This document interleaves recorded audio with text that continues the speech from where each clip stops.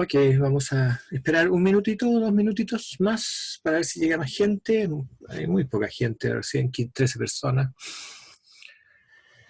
Pero bien, como les dije entonces, hoy día vamos a tratar temas ya de la segunda unidad, temas más profundos, más complicados, más exigentes, pero que no están incluidos en la PEP de hoy día. La PEP hoy día la voy a subir a la página web de virtual y va a tener entonces el plazo listo para poder contestar. A mí me dijeron hasta jueves en la noche en la dirección, que son 2 días. No sé si estarán de acuerdo ustedes en 2 días. Pero bueno, ahí vemos cómo lo hacemos.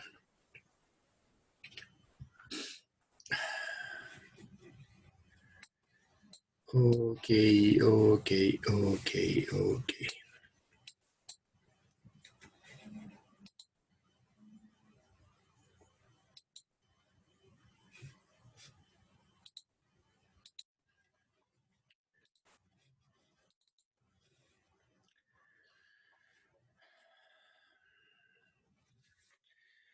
Ok.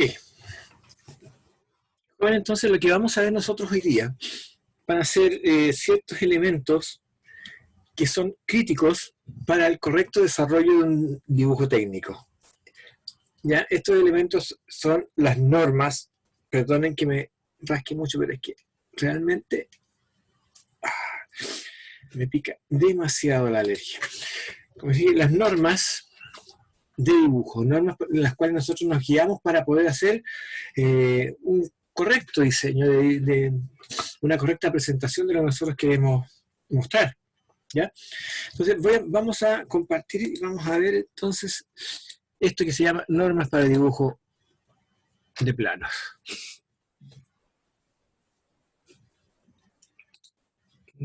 Presentación, les pediría si tienen algún comentario que me hablaran porque ahora ya no los veo yo. ¿Ok? Vamos a ver si parte. Está bastante lento, pero ya. Bueno. Ahí está. ¿Estamos? No, ¿qué les pasa esto? Jóvenes, ¿se ve eso?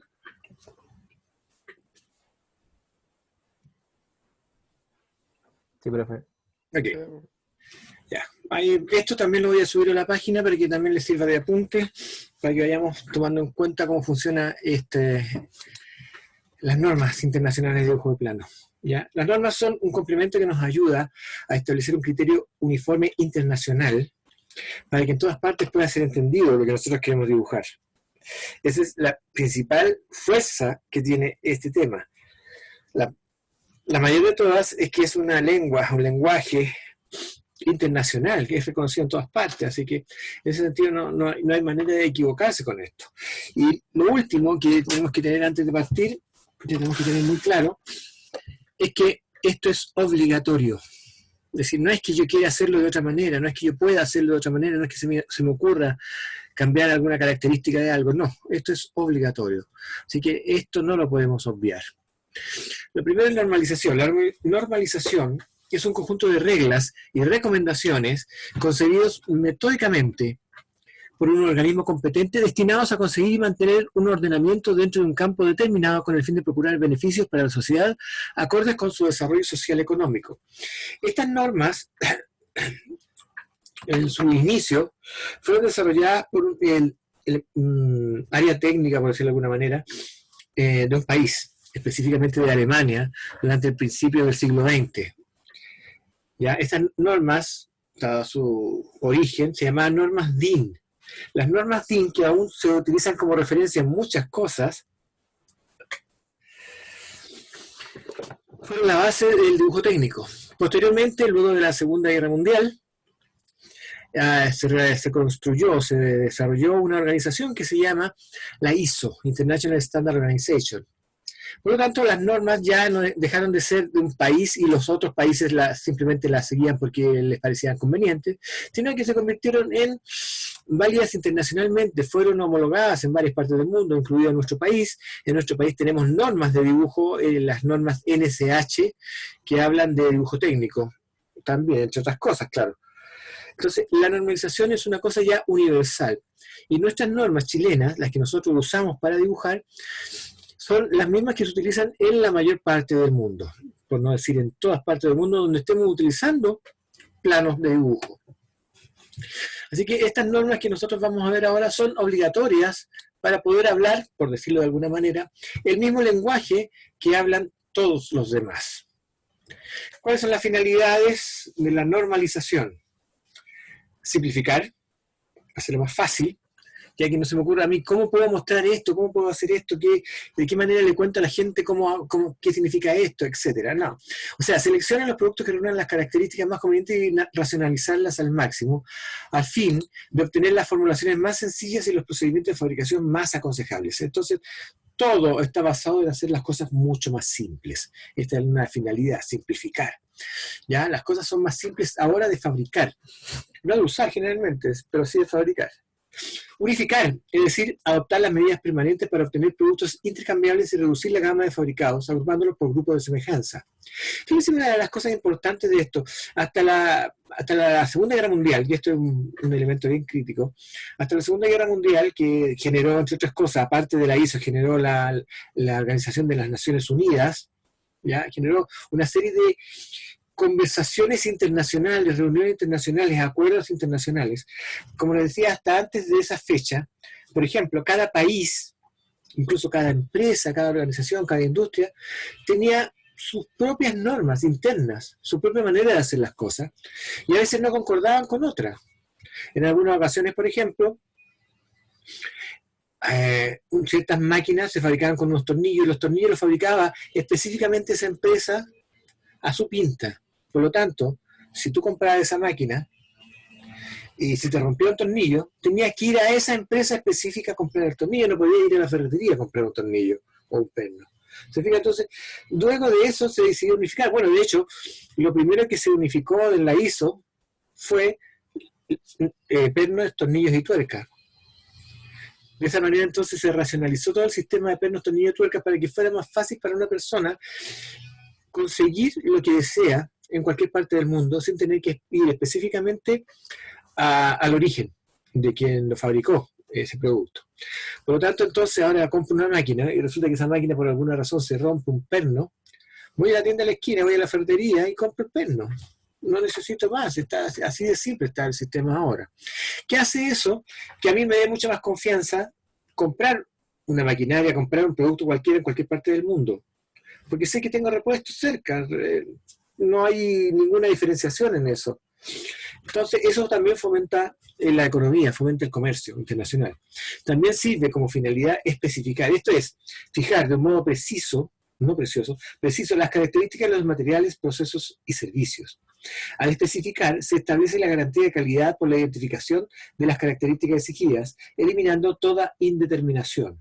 Cuando nosotros somos claros en esto, cuando nosotros normalizamos, es más fácil incluso adquirir productos. Fíjense, es muy claro esto en el ejemplo de los rodamientos.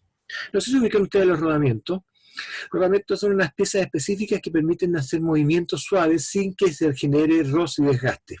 Están construidos para eso. Depende, por ejemplo, del tamaño externo, del tamaño interno, de la cantidad de rodamiento, etc. Pero así y todo, en vez de tener, por ejemplo, un cilindro, un eje cilíndrico de cierta medida, de 20 milímetros, y tratar de ir a buscar un rodamiento de 20 milímetros, lo único que hago yo es normalizar el nombre, el código de ese rodamiento y pedirlo, y me llega con la medida determinada. La especificación también es una normalización muy clara, y nosotros especificamos también cosas en nuestros planos. Entonces, la finalidad de la normalización, la ventaja grande, tiene que ver con estos tres elementos. Desde la unificación de las dimensiones de los papeles empleados para dibujar hasta las normas en las que se especifican y dan instrucciones para realizarlo y prepararlo de acuerdo a su contenido, y pasando por normas referentes a rotulación, lectura, interpretación de planos, disposición de vista de un componente, simplificación de trazado laborioso mediante la opción de símbolos y signos, etcétera, o casi todo, está normalizado en el dibujo técnico de ingeniería. Todas las maneras de hacer las cosas están en el dibujo de ingeniería. Hay normalizaciones que nos ayudan a entender algo, hay normalizaciones que nos ayudan a mostrar algo, hay normalizaciones que nos ayudan a dibujar cosas de una manera mucho más fácil. Por ejemplo, piensen ustedes, dibujar un perno, pero que tiene una serie de hilos, un hilo continuo a su alrededor. Dibujar todo eso para poder mostrar un perno sería realmente dramático y no tiene mucho sentido. Entonces hay normalizaciones que permiten dibujar pernos de una manera mucho más simple. Entonces la forma en que nosotros estamos actuando con esto nos ayuda a hacer simplificación de nuestro trabajo. ¿Ventajas de la normalización en dibujo técnico? La de no tener que inventar la medida y forma de los componentes que están normalizados. Si está normalizado, entonces ocupamos esos elementos. Por ejemplo, probablemente en nuestros objetos, los objetos que nosotros vayamos a dibujar alguna vez, objetos reales, qué sé yo, piezas de máquina, etcétera, no vamos a dibujar los pernos y las tuercas. Simplemente indicamos, por su definición, qué perno y qué tuerca se usa ahí. ¿Para qué vamos a dibujar? Si nosotros queremos hacer un perno específico ya es otra cosa, pero lamentablemente para eso tendríamos que pasarnos por alto todas las normas y tratar de inventar algo que probablemente ya exista. Entonces no tiene mucho sentido. Todo lo que son sistemas de uniones, ejes, pernos, tuercas, colillas, elementos de anclaje y cosas de ese estilo, están normalizados y nosotros solamente especificamos de cierta manera normalizada cómo se incorporan a nuestro diseño. Entonces no necesitamos dibujar las cosas. La otra ventaja es la de tener determinadas en las normas las formas y las medidas que han de cumplir los componentes que no estando normalizados han de acoplarse a componentes que lo están. Ciertas medidas, por ejemplo, las cañerías, las tuberías, las cañerías de su casa, están normalizadas en todas partes del mundo. ¿Ya?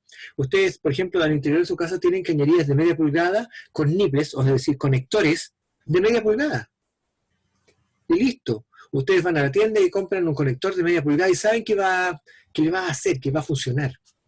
Entonces, esa normalización tiene que ver con eso. Si yo quiero hacer un producto que se va a incluir, va a incorporarse a su sistema de alcantarillado, a su sistema de grifería en la casa, tengo que saber con qué estoy usando. Yo estoy usando media pulgada, por ejemplo, que es la normalización para esto.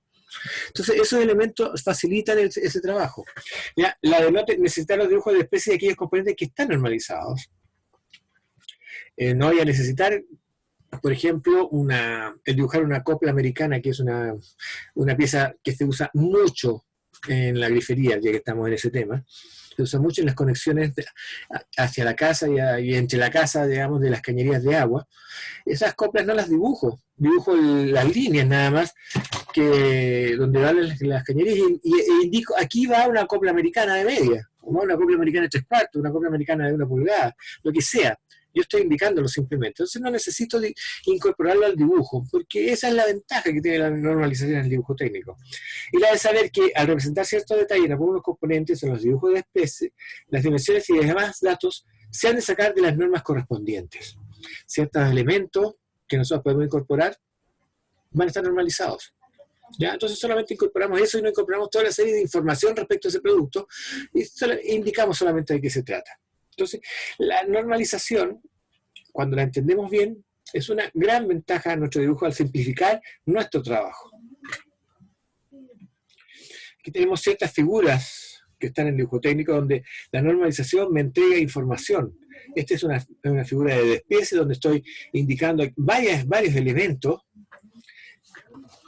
que se están incorporando al sistema. Por ejemplo, esto está visto de frente y esto de lado, es la misma pieza con los mismos elementos. Esto es un perno, este es el perno, esto es una manivela, esta es la manivela, este es el flancho, la tapa trasera, este es el flancho, la tapa trasera que tiene esta pieza que está aquí, que está acá. Si se fijan bien, hay una serie de rayitas acá, que están en este sentido, esto está en otro sentido, esto está en otro sentido más abusado. Entonces aquí hay una tuerca de cierta medida, aquí hay otra tuerca de cierta medida también.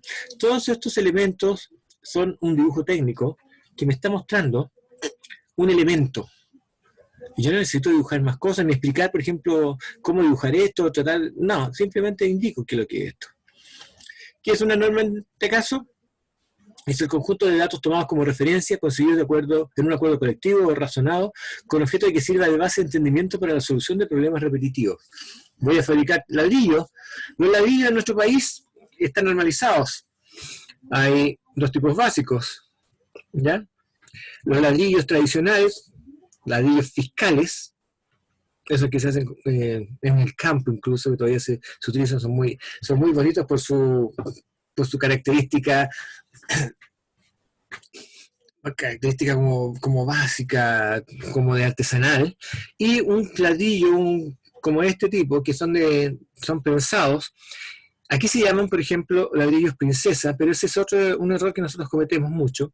En Chile, bueno, en algunos otros países también, cometemos el error de ponerle el nombre del fabricante más importante, ¿ya? Ese ladrillo prensado, que tiene unas perforaciones, que es muy liso, no se llama ladrillo princesa, es un ladrillo prensado, ¿ya? Muy específico y con ciertas características, y tiene que mantener ciertas características también. Imagínense si nosotros compráramos ladrillos y los ladrillos vinieran al tamaño que ellos quisieran. No habíamos podido calcular bien nuestro proceso de fabricación y no habíamos podido saber cuánto ladrillo necesitamos, ni cómo se iba a funcionar bien, y ni siquiera cómo usarlo adecuadamente en nuestro diseño. Por lo tanto, la normalización nos ayuda en estos esquemas. Ahora, bien, las normas internacionales ISO de las cuales estoy hablando no tienen carácter obligatorio. De hecho, las normas no son obligatorias. A lo mejor ustedes van a estudiar más adelante o han estudiado, yo sé que lo hacen, no sé en qué nivel, las normas ISO 9001 de calidad.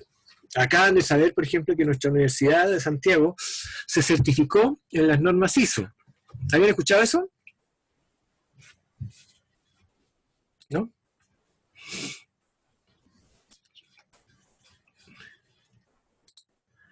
¿Alguien había escuchado que la universidad se había certificado? ¿No les llegó información respecto a eso? ¿No ven la información cuando les llega? Si es que les llegó.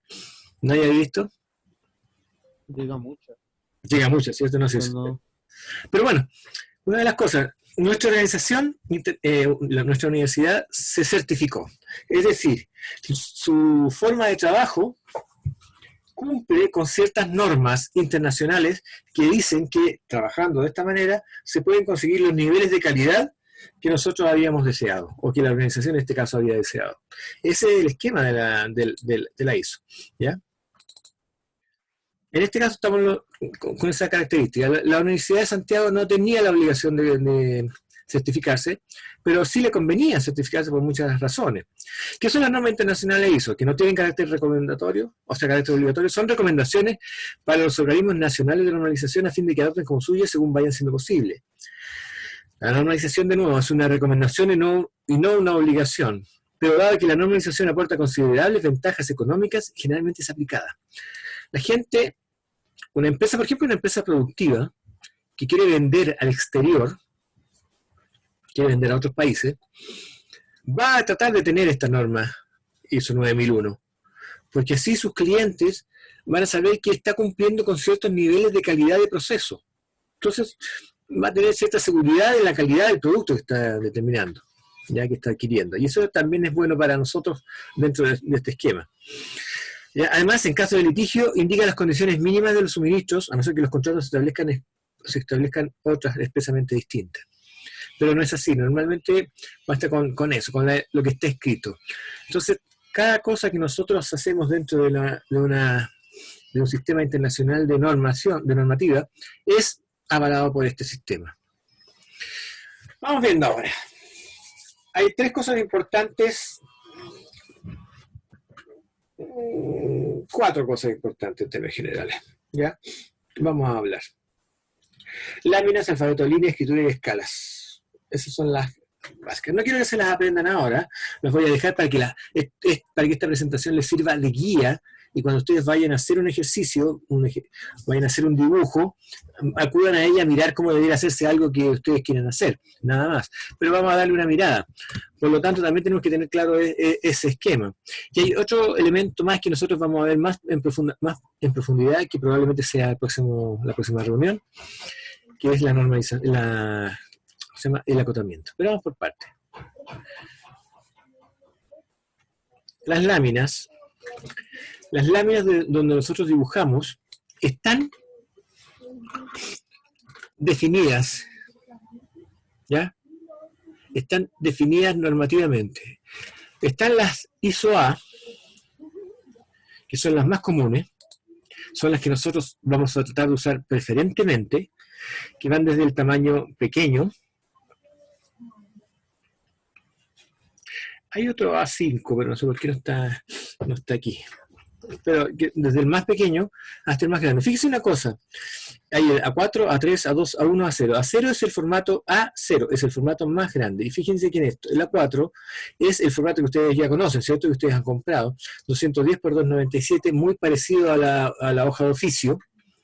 ¿Ya? Y fíjense que esto, 297, queda ahora después como el ancho, y el doble del ancho anterior queda como el largo. ¿Ya? Fíjese de nuevo, 4,20 queda después en el otro formato como el ancho, y el doble del ancho anterior queda como el largo. Y acá es igual, 594 por 841, y así sucesivamente. Aquí hay un error, esto es 594, aquí dice 394, esta tabla está errada, la voy a corregir después. ¿Ya? Y están otros que ya son menos importantes, pero que también son interesantes de ver. Y hay una tercera lección. De hecho, nosotros preferimos siempre trabajar con esta primera esquema, de A4 a 0. Cada uno, partiendo del 210 por 297, es el doble del anterior. ¿Ya? Siempre el doble del anterior, y no de otra manera. ¿Qué significa eso? ¿Por qué se hace así? Porque normativamente hablando, esto me permite que estos grandes, este grande, doblarlo, pregarlo de cierta manera para que en un momento dado tenga el mismo tamaño que este chiquitito y sean todos archivados en el mismo tipo de carpeta. ¿Ok? Ese es el sentido.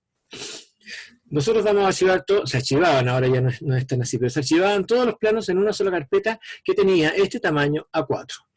Entonces no importaba el tamaño del plano, si lo plegabas, si lo doblabas, podías llegar a este tamaño. Marcos y márgenes, se recomienda un margen mínimo de 20 milímetros para formatos A0 y A1 y de 10 milímetros para A2, A3 y A4, pudiendo reducirse en muchos casos a 10 milímetros para A0 y A1 y a 0 y a 7 milímetros para A4. Si es necesario margen para archivado, que es lo normal, que es lo que aparece también en el formato que ustedes tienen, el formato A4, este debe tener un ancho mínimo de 20 milímetros en el borde requerido. Es decir, el borde izquierdo, que es el que yo voy a usar para perforar y ponerlo en la carpeta, tiene 20 milímetros y todos los otros bordes tienen 10 milímetros, es su formato. De esta manera yo puedo ver el archivo en la carpeta sin sacarlo, ¿ya? Sin que se dañe parte del dibujo. Además, si el dibujo es doble, yo lo abro simplemente y ya tengo todo amplio. Y si es cuádruple, lo abro de nuevo y así sucesivamente. Puedo doblarlo de tal manera y guardarlo de esa forma, dejando estos 20 milímetros para archivado. ¿Ok? El rotulado, que es la cajita que se llama la cajita de información, consiste en uno o más rectángulos adyacentes con una longitud máxima de 170 milímetros, que es el ancho interno del A4, los cuales a su vez pueden dividirse en otros rectángulos dentro de los cuales, además, se debe anotar toda la información necesaria para la fácil interpretación del dibujo. El rótulo se colocará en la parte interior derecha del plano, tanto para las láminas ubicadas horizontalmente como para las ubicadas verticalmente. Ya, estas son horizontales, estas son verticales. De acuerdo a lo mostrado en la figura, debiendo corresponder su lectura con aquí el dibujo. Es decir, yo escribo aquí en este sentido y yo escribo acá en este sentido.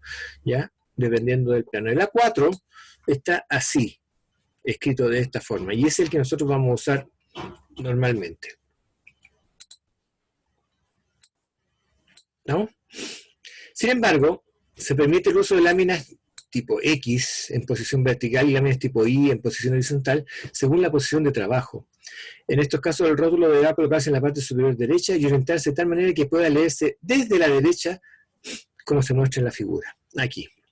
¿Ya? No hagamos caso de esta variante que es una complicación más, quedémonos nosotros con esto. ¿Ya? Esto va a ser lo más básico para nosotros y lo vamos a poder aplicar. Nuestros planos, la PET que ustedes van a entregar, va a estar dibujada en un formato que tenga este contorno y abajo va a estar el rotulador, ¿ya? Con letra muy clara. Ya voy a mostrar qué clase de letra es, pero mientras tanto esto. Para lograr una distribución uniforme, la información necesaria en el rótulo debe agruparse en zonas rectangulares de dos grupos, una zona de identificación y una o más zonas para información adicional, las cuales pueden situarse sobre y o a la izquierda de la zona de identificación. La zona de identificación debe tener la siguiente información básica: clave o número de identificación, denominación de lo representado, PEP1 por ejemplo, nombre del propietario legal o quien dibujó el plano también, el propietario legal del plano. En el caso de ustedes, por ejemplo, su nombre. Las zonas adicionales pueden señalar los siguientes. No es necesario que esté todo aquí. El símbolo de representación utilizado en el dibujo, primero o tercer cuadrante, vamos a ver eso también, qué significa y cómo se hace, de qué se trata. La escala del dibujo, si es que no es clara, si es que no es 1 a 1. Si es 1 a 1 se deja como opción. Si yo estoy dibujando tal cual es el objeto con la misma dimensión, no especifico escala. La unidad de medida, si no está en milímetros, igual. Si estoy midiendo con otra unidad, estoy midiendo con pulgadas, estoy midiendo con lo que sea, si no está en milímetros, yo tengo que especificarlo acá. Y normalmente, si está en milímetros, no se indica nada. Bueno, rugosidades superficiales, tolerancias geométricas, tolerancias generales si no están indicadas en el acotado, vamos a ver qué significa esto también. Otras indicaciones técnicas, tamaño del formato, fecha de ejecución del dibujo, que también es importante, símbolo de revisión, cuando hay una cadena de revisión dentro de la organización para saber que quién dibujó, está de acuerdo con el que programó, el que diseñó, el que revisó, el que lo va a instalar. Entonces se hace una cadena de revisión para poner la firma en el plano.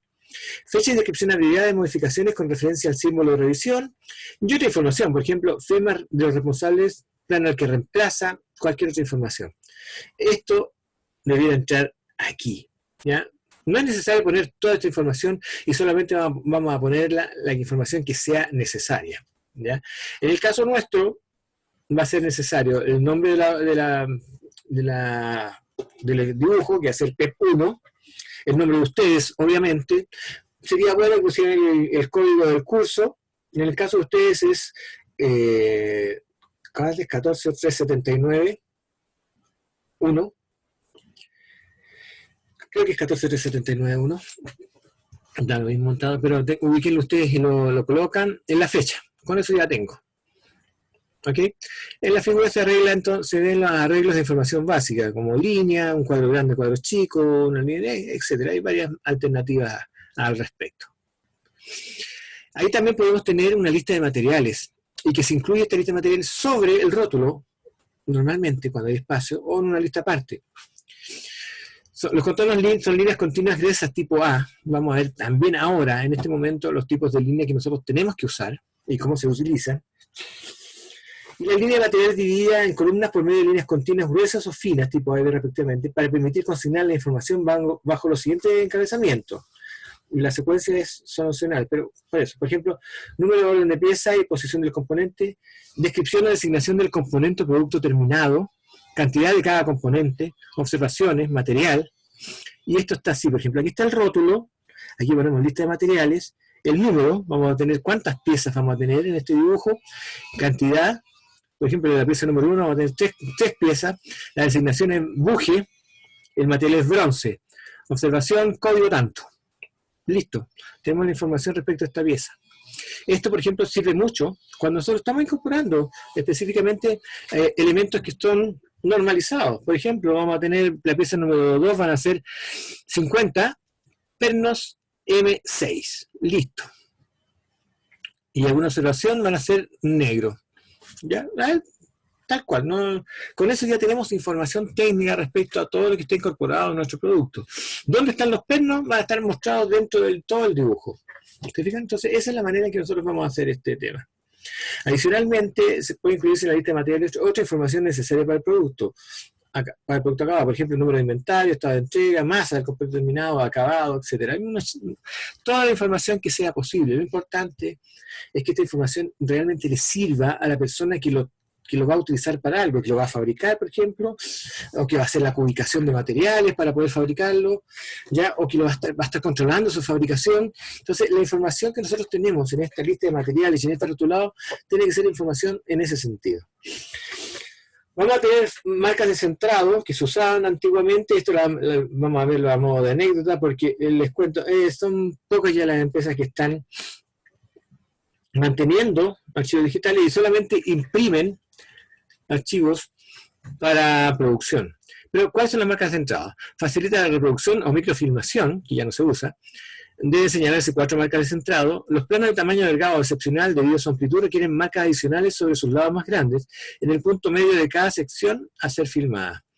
Las marcas de centrado, de hecho, si ustedes observan bien su formato A4, el que ustedes han comprado, tiene marcas en este sentido. Tiene estas marquitas, unas pequeñas líneas que ustedes pensaban que no eran para nada, existen para esto, ¿ya? Y esos son el sistema en que estoy utilizando. Esto centrado me permite guardarlo adecuadamente. Marcas de orientación, indica la orientación del plano sobre el tablero de dibujo. Estas marcas son flechas que deben colocarse a través del marco coincidiendo con las marcas de centrado de esos lados, de tal forma que una de las marcas siempre está dirigida hacia el dibujante. Son estas. Esta flecha. El plano de ustedes, el formato de ustedes no lo tiene. De hecho, hace tiempo que dejó de usarse esto, por varias razones. Pero bueno, entre las principales razones es que ya muy raramente se utilizan mesas de dibujo. ¿Ya? Así que lo dejamos en ese sentido un poco aparte. Pero era un dato importante que el formato incluía esta información, este triángulo, para indicarme que el dibujante debía ponerse aquí, podía poner el dibujo y mirarlo acá, o podía poner el dibujo aquí y mirarlo acá, no podía ponerlo en otra posición. Y eso es lo que estaba viendo acá. Esta marca indicaba cómo tenía el dibujante que verlo, que hacerlo. ¿Estamos? Vamos al alfabeto de las líneas, y esto sí es importante porque esto todavía se mantiene, y se mantiene en el AutoCAD, se mantiene en cualquier otro esquema. El espesor de las líneas se elige de acuerdo al tamaño y tipo de dibujo. De acuerdo al espesor se usan dos tipos. La relación entre el espesor de la línea gruesa y la fina no debe ser menor que 2:1 y se pueden distinguir según el siguiente rasgo. Estas son las líneas normalmente usadas en dibujo técnico. Estas de 0,25 a 1,4 son las más comunes. Esta 0,5 que está aquí es la más común de todas. Este grosor de línea es el que normalmente vamos a usar nosotros para dibujar. ¿Ya? Con este, perdón. Me estoy viendo para el otro lado, no quiero. Con este grosor es donde vamos a dibujar. Este 0,35 se acercó a 0,30 en las lapiceras de dibujo. ¿Ya? Y es la que usamos también nosotros en dibujo en papel, cuando estamos hablando de un dibujo en papel, para hacer líneas más delgadas. Este 0,07 es una línea bastante más gruesa, sirve para indicar otras cosas. Nosotros normalmente nos vamos a mover entre 0,35 y 0,7. Podemos llegar incluso a esta. Yo tengo de 0,25 a 2 milímetros. Tengo líneas, o sea, lápices de todas esas dimensiones. Y como les digo, normalmente utilizo 0,5, 0,35 para hacer las marcas iniciales y 0,7 para marcar algo puntual muy grande. Ahora, debido a dificultades de ciertos métodos de reproducción, el espesor 0,18 deberá editarse. Para cuando se usen otros tipos de espesores de línea, como por ejemplo en esquemas eléctricos o tuberías, debe indicarse la convención adoptada por medio de notas sobre el dibujo correspondiente. El dibujo eléctrico tiene otros espesores, ya de repente, para algunas cosas, y eso también tiene que indicarse. Si no lo indicamos, nosotros no vamos a hacer dibujo eléctrico, si no lo indicamos, queda tal cual. El mínimo espacio entre líneas paralelas no deberá ser menor que 2 veces el espesor de la línea más gruesa. Es recomendable que estos espacios no sean menores que 0,7 milímetros. Entre líneas paralelas, para llevarlo a terreno, entre líneas paralelas, si voy a dibujar dos líneas, no pueden estar más cerca que 1 milímetro. Entre una línea y otra línea de 0,5 nosotros. No pueden ser no pueden estar más juntas que eso porque lo prohíbe la norma. Ahí dice tal cual, no deberá ser menor que 2 veces el espesor de la línea más gruesa. Y nosotros usamos como línea más gruesa el 0,5. Ahora, si por alguna razón estamos usando 0,7, es 1,5 milímetros el espesor. Entonces, ahí debemos también tener mucho cuidado. Y esto es el esquema.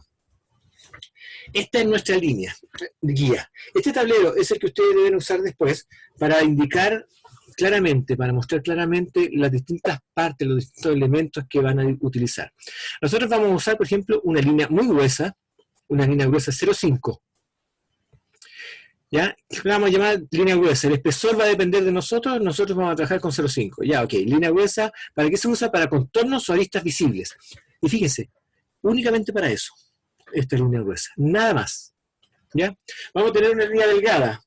Yo les recomiendo 0,3, pero si no, lo que tienen que hacer es marcar mucho menos, con mucho menos fuerza el lápiz, 0,5 para hacer una línea más delgada. Y esta línea delgada fina va a ser para líneas imaginarias de inserción, líneas de cota, líneas de proyección, para achurado, para líneas externas de elementos de revolución, líneas cortas de centro, todas estas líneas que vamos a ver para qué sirven, se van a dibujar con esta línea. Hay una línea gruesa libre, a mano, hecha a mano, podemos dibujar a mano alguna línea, algún contorno, y vamos a ver en qué sentido, y son libres de secciones parciales. Vamos a ver eso cuando veamos ese sector y vamos a ver que esta línea, entonces, esta línea gruesa libre es para eso. Línea delgada continua en zigzag, son líneas en general. Línea segmentada, y esto es importante, es para aristas ocultas o ejes ocultos, o elementos ocultos, y va a ser una línea delgada. O sea, línea delgada, como esta. Una línea delgada, fina, segmentada, es la que me va a mostrar aristas ocultas o ejes ocultos. Una línea punto segmentada va a ser para ejes, líneas de simetría o trayectorias. Y también es una línea delgada. Entonces, normalmente, nuestros dibujos van a tener una línea gruesa, alguna línea delgada para achurado, una línea segmentada y una línea punto segmentada. ¿Ya? Eso van a tener. Línea punto segmentada con cambio de dirección, también es delgada, es parecida a esta, y vamos a ver de qué se indica. Una línea punto segmentada gruesa, para indicaciones especiales en la lista de superficie, y la línea punto segmentada doble para líneas exteriores en partes adyacentes, posición alternativa o extrema de piezas móviles, líneas centroidales, líneas iniciales con baja definición, sketch, piezas situadas al frente de un plano de corte. ¿Qué vamos a usar nosotros con mayor frecuencia? Una línea gruesa para el dibujo de aristas. Y esto es lo que más tiene que notarse. Fíjense, comparativamente hablando con las otras, con los otros tipos de líneas, como esta línea es mucho más visible, más marcada. Entonces, las aristas que nosotros vemos del dibujo se van a dibujar con esta línea gruesa. Vamos a tener también líneas segmentadas para aristas ocultas o ejes ocultos. ¿Ya? Este tipo de línea segmentada que va a ser más delgada. Vamos a tener una línea punto segmentada para ejes, líneas de simetría también. ¿Ya? Entonces tenemos gruesa, línea segmentada fina, línea de eje, punto segmentada fina. Son nuestras líneas más comunes. También vamos a tener de repente una línea delgada o fina para cotas y para achurado, de lo que vamos a usar nosotros. Y ahí lo vamos a indicar. ¿Estamos? Este cuadrito, vayan viéndolo continuamente para saber qué clase de línea van a tener que utilizar, ¿ok? Este es el ejemplo de algunos tipos de línea. Esto es una línea gruesa, ¿ya? Esta es una línea de cota que debe ser más delgada, esta es una línea gruesa, esto se llama achurado, esto es lo que yo les decía, esta también es una línea delgada, ¿se fijan? Y esta línea de aquí es la trayectoria de esta palanca. Esta línea muestra el punto inicio y final de una trayectoria ficticia, porque la pieza está acá, pero puede estar acá. Entonces esto de que puede estar aquí se dibuja con esta línea doble punto segmentada. Entonces, este dibujo está incorporando todos estos elementos. Lo mismo que este. ¿Ya? La línea gruesa del contorno. Acá. Una línea que muestra la trayectoria hasta dónde debería llegar esto en el dibujo. Para poder coincidir con la figura. Coincidir con nuestra estructura, con nuestro diseño. Y todo lo que está oculto, todo lo que está mostrándose está dentro del sistema. Esta es una línea, por ejemplo, aquí, línea doble punto segmentada, me muestra el eje de diseño de la estructura metálica, ¿ya? Que no necesariamente corresponde a la pieza completa, sino al eje de diseño, por donde pasa el centro de la figura. Precedencia de las líneas. ¿Cuál línea va primero? ¿Cuál línea va segundo? Eso es lo que nosotros tenemos que conocer. Ahora, cuando dos o más líneas de diferentes tipos coinciden, el orden de precedencia es el siguiente. Primero, lo primero que vamos a dibujar son los contornos de borde visible. Eso tapa cualquier otra cosa. ¿Ya? Si la arista se ve, entonces es lo primero que dibujamos. Ahora, si hay bordes, contornos y bordes ocultos, es lo siguiente que se dibuja. Planos de corte, líneas de centro y simetría, líneas centroidales y líneas de proyección. Este es el contorno. Por ejemplo, si hay una línea centroidal, pero coincide con un plano de corte, el plano de corte se dibuja y la línea centroidal no. Si hay una línea de centro y de simetría, pero coincide con un contorno, se dibuja el contorno y no la línea de centro y simetría. ¿Ya? Eso es lo que tenemos que tener claro, ese es el orden. Revísenlo siempre cuando estén dibujando, sobre todo cuando hagan PEP después. La segunda PEP es más complicada y va a incorporar varios de estos elementos. Ya le estoy dando un spoiler en ese sentido. Así que revisen siempre esto, que es lo primero. Lo primero que voy a dibujar siempre es lo que está visible. Si no existe eso, veo entonces qué es lo que está contorno y borde oculto. Si no existe eso, planos de corte. Si no, líneas de centro y de simetría. Si no, líneas centroidales, tipo K, líneas de proyección, etcétera. Aquí se muestra un ejemplo ilustrativo. La práctica del correcto trazo de líneas es importante para facilitar la lectura de los dibujos. En la figura se muestran algunos ejemplos ilustrativos. Se fijan bien, por ejemplo, aquí hay una arista que coincide con este eje, ¿ya? Y si lo estoy viendo desde este lado, de acá, se ve el eje, porque esta arista está oculta, ¿ya? Este contorno, esta perforación, que está aquí, y esto se ve de arriba, ¿se fijan? Este dibujo, para su información, entre otras cosas, es un sistema ISO-A, ¿ya? Entonces lo que se ve desde acá abajo se proyecta aquí arriba.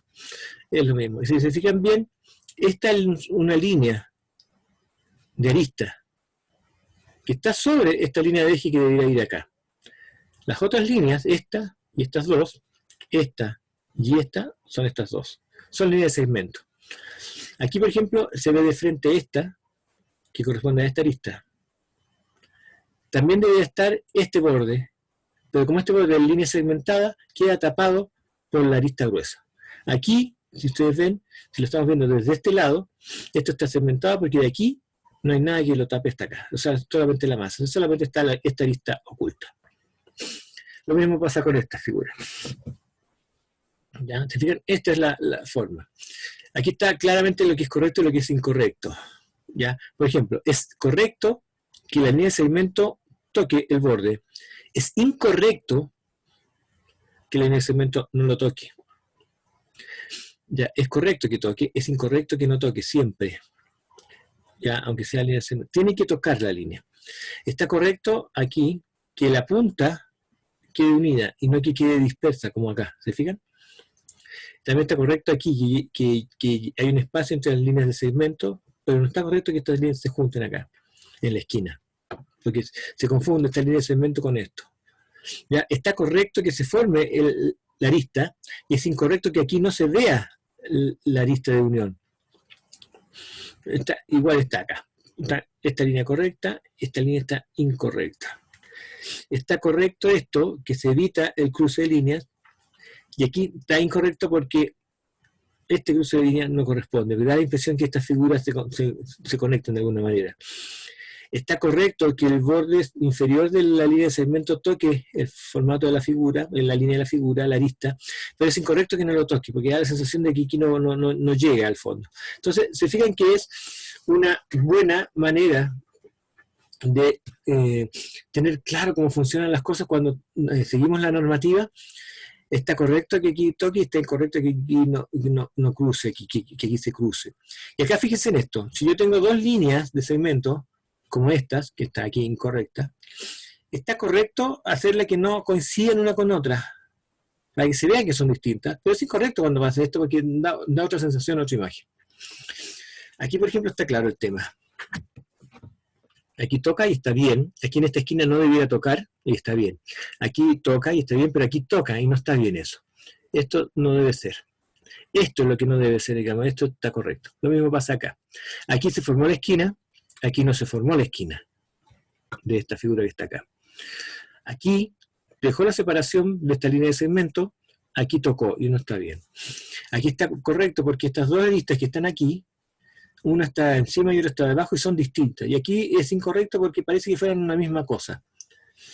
Aquí está correcto en el sentido de que se forma toda la estructura, ¿ya? Todo el elemento. Y acá está incorrecto porque aquí no se está formando la esquina. de la figura. No sé hasta dónde llega. Lo mismo ocurre en este espacio. Aquí se forma la esquina, tengo que formar la esquina de lo que estoy construyendo, y aquí no se forma la esquina, entonces no se ve bien. Lo mismo acá, aquí tocó, y aquí no tocó. Entonces da la impresión de que eso está perdido. Así es igual toda la figura.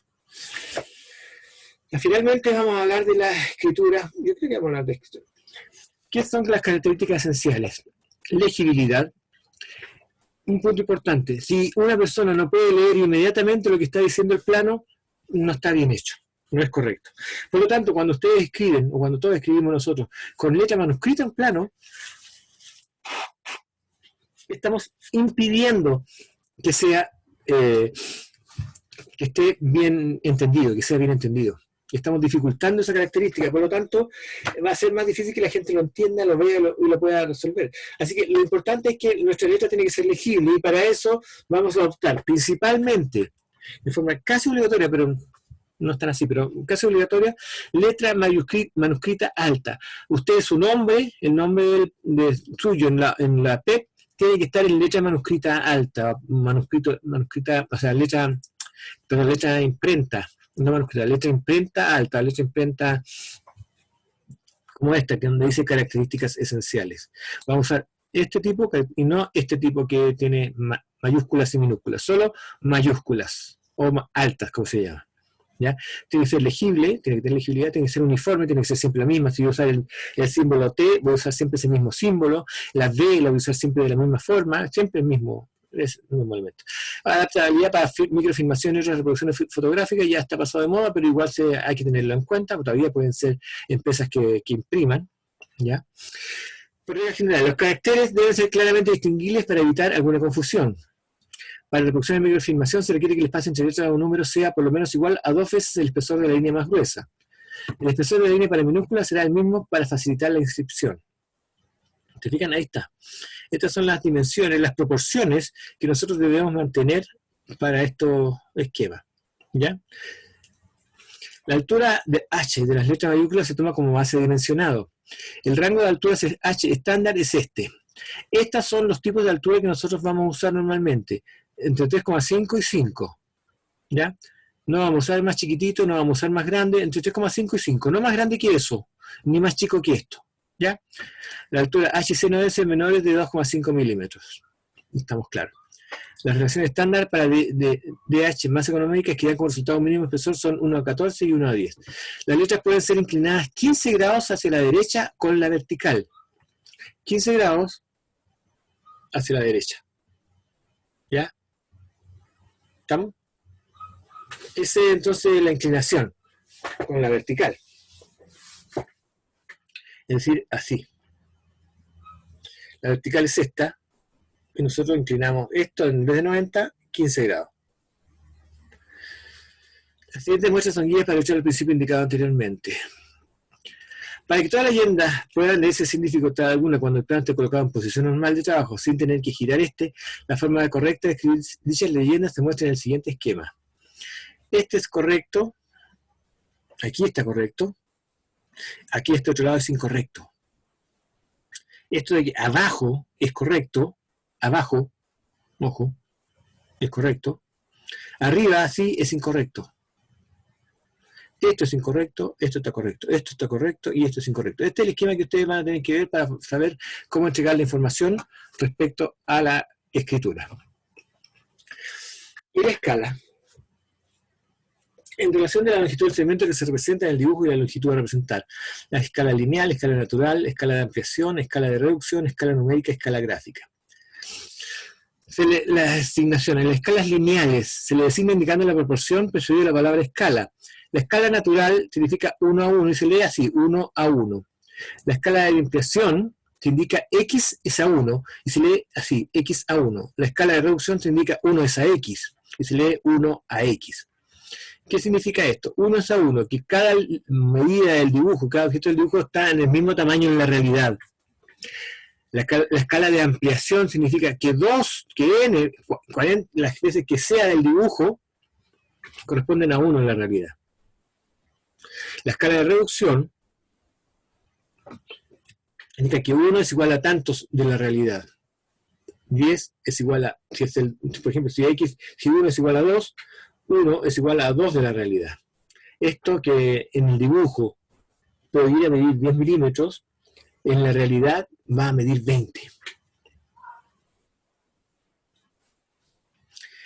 En las escalas lineales gráficas deben contener la unidad de medida más múltiplos y submúltiplos que faciliten el dibujo. Las escalas que normalmente se usan, aparte de la natural, son mostradas aquí. Estas. ¿Ya? 1 es a 2, 2 es a 4. Esta es una escala normal. Vamos a hablar más profundamente con las escalas más adelante, cuando tengamos todo más claro. ¿Ya? Pero hay que tener claro, entre otras cosas, que hay una relación que debe desarrollarse. Y si no es la correcta, vamos a entregar información inadecuada. Ok, vamos a dejarlo hasta acá. Este es el esquema. Este es el esquema inicial de la normativa que nosotros vamos a empezar a utilizar en nuestros dibujos. ¿Ok? ¿Algún comentario, alguna duda?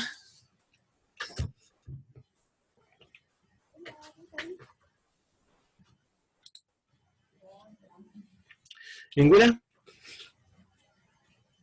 No, profe, ninguna. Ya estamos claros. Chicos, les cuento entonces, voy a subir esto a la página, voy a subir este video a la página, y otra cosa que voy a subir a la página es la PEP, ¿ya? Va a estar en dos partes. La primera parte va a ser longitud verdadera. Yo les voy a dar 2 puntos A y B, y ustedes me van a tener que desarrollar ese ejercicio. Desarrollar completo el ejercicio, tengo que mostrar, tengo que ver el ejercicio realizado. No me manden un papel diciendo que el profe, la longitud verdadera era 54. No es decir, tienen que desarrollar el dibujo completo, me tienen que indicar el rumbo en la rosa de los vientos de la planta, y me tienen que indicar el ángulo respecto del origen, o sea, respecto del horizonte también en el mismo esquema. La información que me están entregando ustedes, por favor, entréguenmela un poquito más, cuando esté escrita un poquito más ordenada, no con letra manuscrita, ya con letra un poquito más profesional. Eso es todo. Me tienen que entregar 2 hojitas, va a estar especificado, pero me tienen que entregar 2 hojitas. Una hojita, entonces, con la longitud verdadera, y otra hojita con la perspectiva, donde yo les voy a mandar un dibujo hecho a mano con algunas medidas, y ustedes van a dibujar las 3 vistas, como corresponde, y la perspectiva isométrica en la misma hoja, en el mismo formato. Y me tienen que enviar PDF, no voy a aceptar JPG ni ninguna otra cosa, solo PDF. No es difícil para ustedes conseguirse una manera de desarrollar PDF a esta altura. Van a tener hasta el viernes en la noche, a última hora, viernes a las 12 de la noche. Va a decir sábado 0 horas probablemente, y eso significa que es el viernes hasta las 12 de la noche para entregármela. Después de eso, lamentablemente, no voy a recibir las pruebas. ¿Estamos? ¿Alguna duda? ¿Todo claro? Ya, jóvenes, nos vemos entonces en la próxima reunión. Y los que quieran en el laboratorio, más ratito nos vemos también. ¿Ok? Que estén bien, cuídense. Chao, profe. Chao, que estén bien. Ya, profe, nos vemos. Chao, nos vemos, cuídense. Que les vaya bien a propósito en la prueba. Yes. Que les va a ir bien, si es una prueba fácil. Profe, ¿No me crees, Romina? a mí no me llegó el link del laboratorio. ¿No? No. Espérate un poquitito, te lo voy a... No te muevas, que te lo voy a... Espérate un poquitito, voy a ubicar dónde está esto para... Ah, ok. No, de... Chuta, yo tenía a mano. Chuta. No lo tengo a mano ahora. Déjame un poquitito. Te lo voy a escribir acá. Espera un segundito. El laboratorio de hoy día, ¿no? Sí.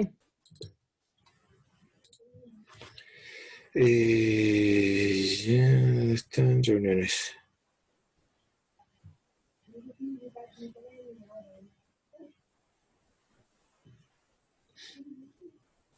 ¿Tienes tu correo?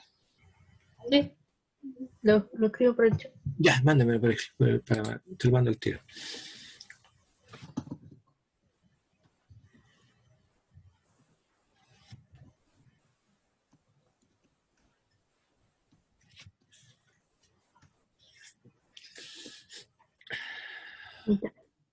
Ok, espera un segundito para que me confirmes que te haya llegado.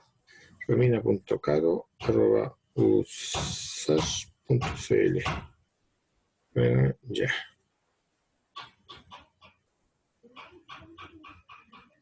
Dice que te lo mandé.